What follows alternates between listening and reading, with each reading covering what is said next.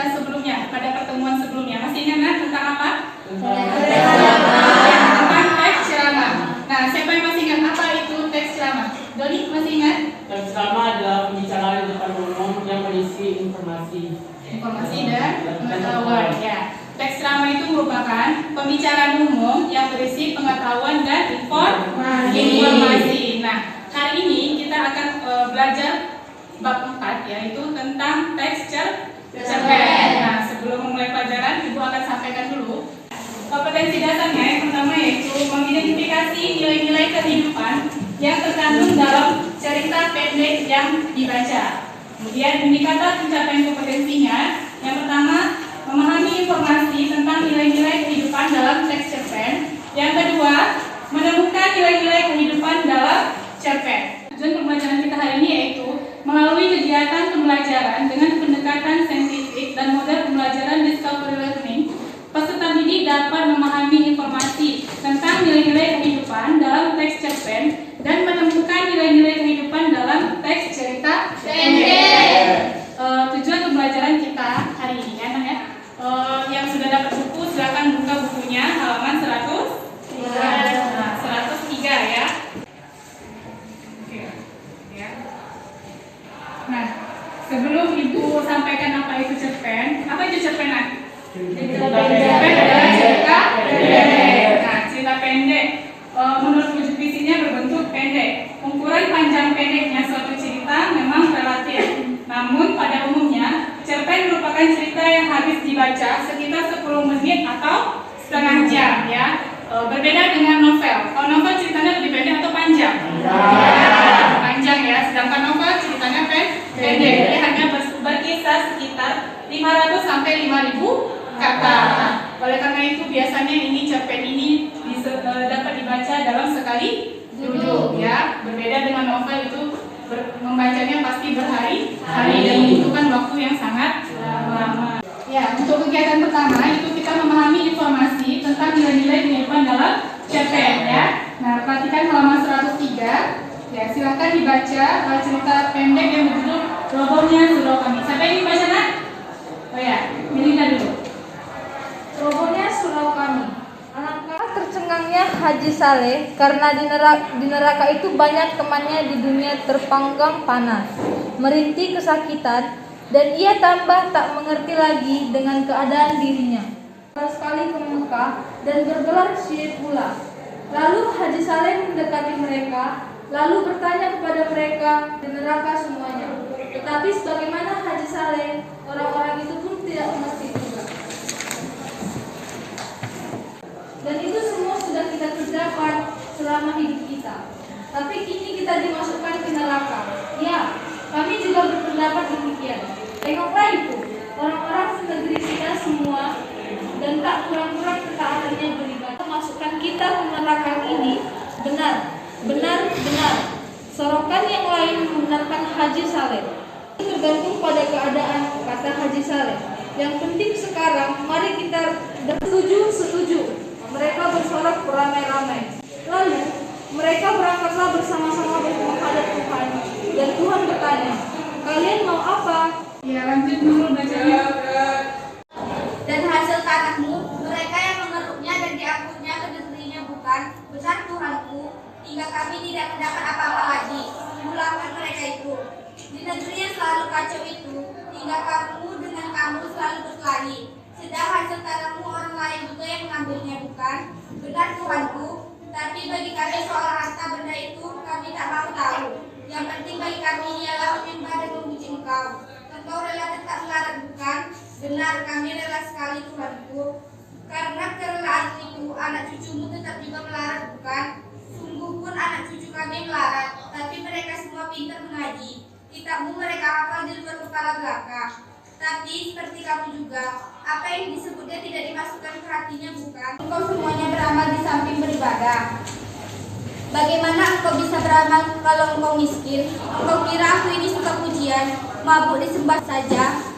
Hingga kerjamu lah yang tidak memuji-muji dan menyembahku saja. Tidak, kamu semua mesti masuk neraka. Hai malaikat, halaulah mereka ini kembali ke neraka, letakkan di keraknya.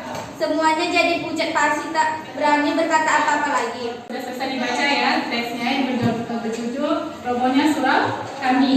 sekarang perhatikan halaman 107 ya.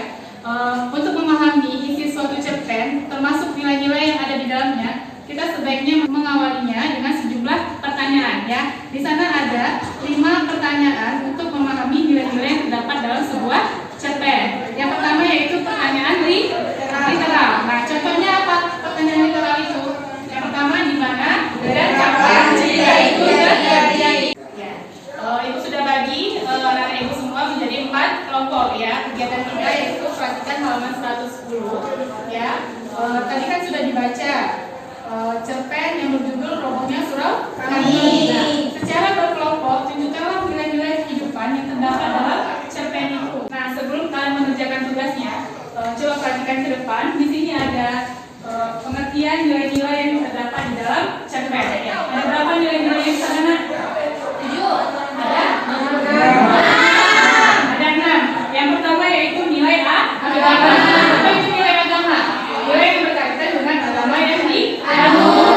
Contohnya masing-masing kan sudah mempunyai agama masing-masing yang dianut. Ya. Yang kedua yaitu nilai budaya ya. Nilai budaya ini berkaitan dengan pemikiran, kebiasaan dan hasil karya cipta manusia ya. Budaya berhubungan dengan adat istiadat ya.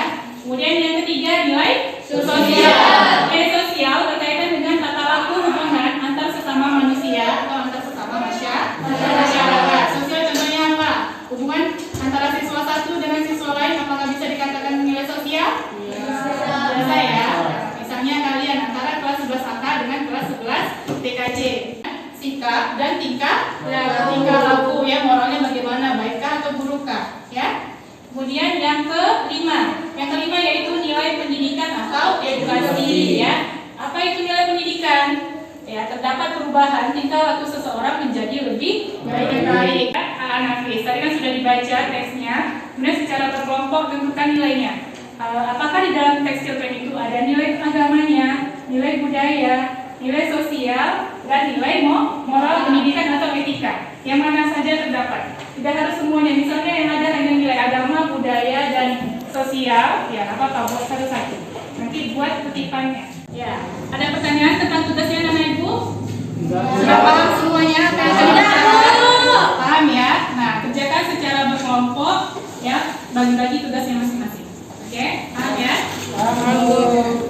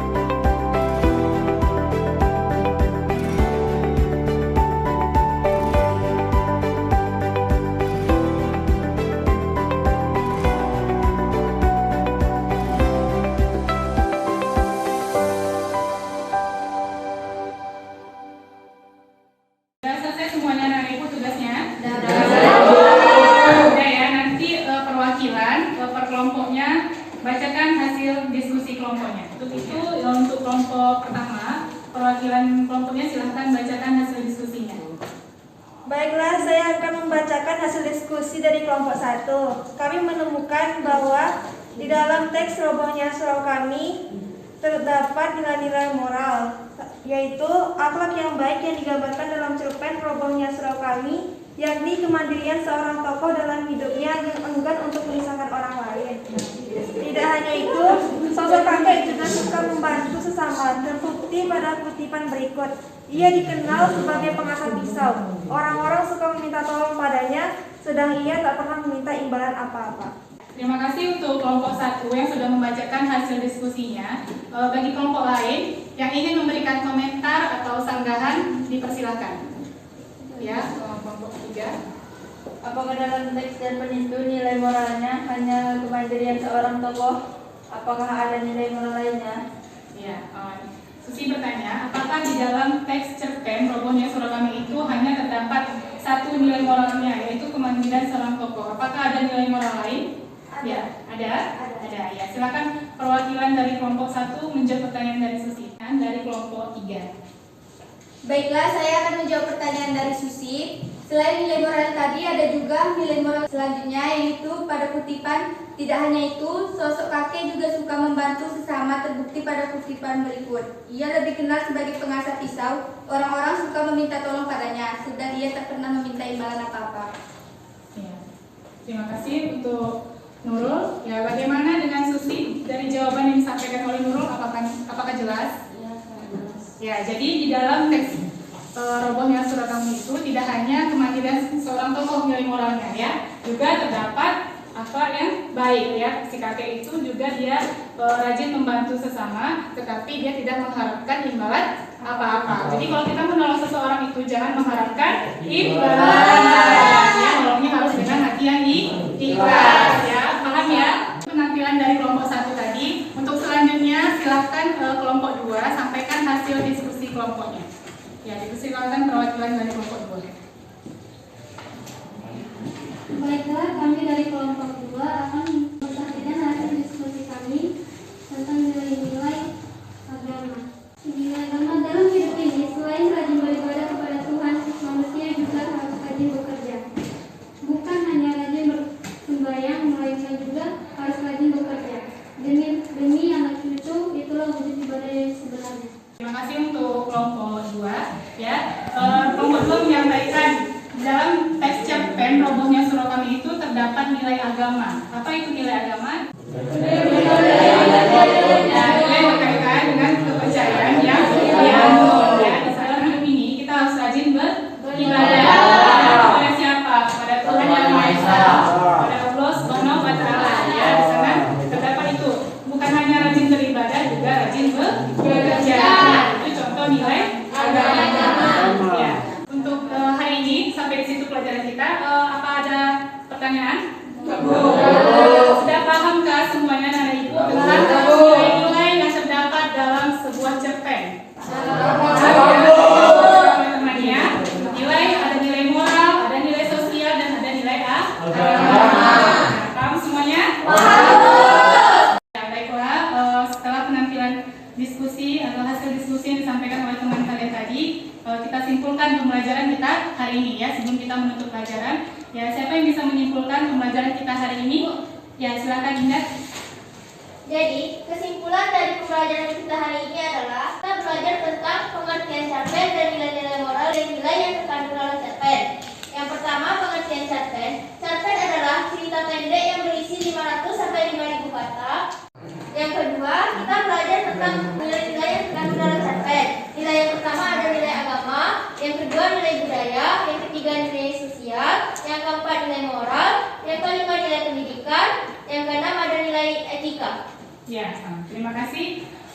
Indah sudah menyimpulkan pembelajaran kita hari ini. Hari ini kita sudah belajar tentang teks cerpen, ya. Cerpen itu merupakan cerita pendek. Biasanya di dalam cerpen itu dia terdapat 500 sampai dengan 5.000 kata. Oleh karena itu cerpen dijuluki dengan cerita yang dibaca dalam sekali duduk, ya. Karena membaca cerpen itu tidak membutuhkan waktu yang lama, sekitar 10 menit atau setengah jam, ya. Paham ya semua anak ibu tentang cerpen? Paham ya. Nah, untuk pembelajaran kita pada pertemuan berikutnya, ya, yaitu menelaah teks cerita pendek berdasarkan struktur dan kaidahnya, ya. Paham ya anak ibu semuanya?